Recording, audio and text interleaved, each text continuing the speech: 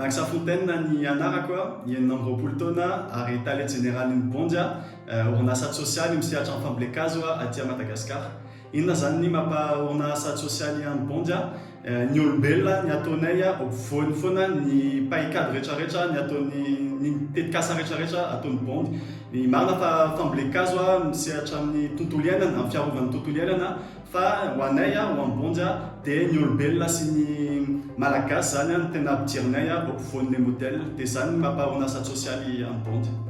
Ny zavatra telo tsara ananan'ny mpisehatra amin'ny fandraharana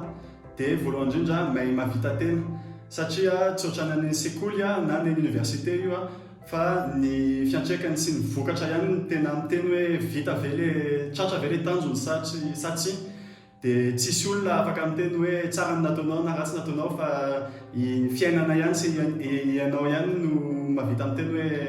tratra ve le tanjony. Fandroany mahay mitarika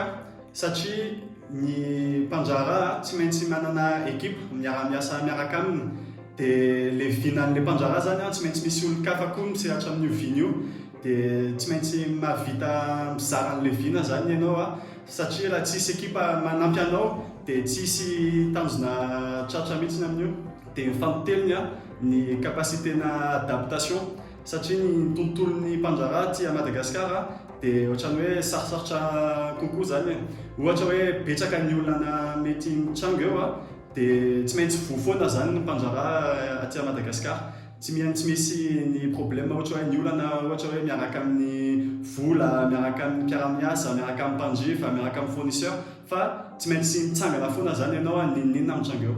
Be da be zany ny orinasa lehibe mety hiara-iasa miaraka aminao raha ohatra hoe orinasa sosialy ianao satria amin'izao fotoana zao dia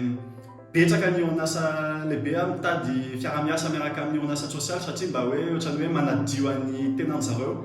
fa tsy maintsy efa miandra an'izany zany ianao dia azakivy fa raha ohatra hoe fantatrao hoe reny vola omeny reny orinasa be reny ohatra dia ampiasainao ataonao zavatra misy fiantraikany sy mba misy vokatra dia tsy maintsy mijery lavitra foana zany tsika fa tsy mijanona eo amin'le fieritreretina kely hoe aity manao greenwashing na zavatra ohatr'izany. Bondy zany nandritry ny roa taona incubé tany amin'ny Nexta dia tena tsara iny expérience iny satria ohatrany hoe misy encadrement misy bureau misy fanampiana amin'ny ohatra hoe amin'ny réseau fa ny tanjon'ny incubateur dia hoe tsy maintsy mivoaka zany ny orinasa anao dia tsy maintsy lasa autonome zany dia iny étape iny tena sarotra satria ahoana ny tsisy accompagnement tsony dia lasa hainao ihany zany ny miara-miady amin'ny tontolon'ny mpandraharaha. Dia rehefa ao anatin'ilay incubateur ianao dia efa tsy maintsy miezaka mba ho zatra hoe tsisy olona foana eo ho hanampy anao zany fa hainao ihany ny ho hanampy anao dia zany ny conseil afaka omeko an'izay tafiditra ao anaty incubateur dia hoe hivoaka amin'ilay programme.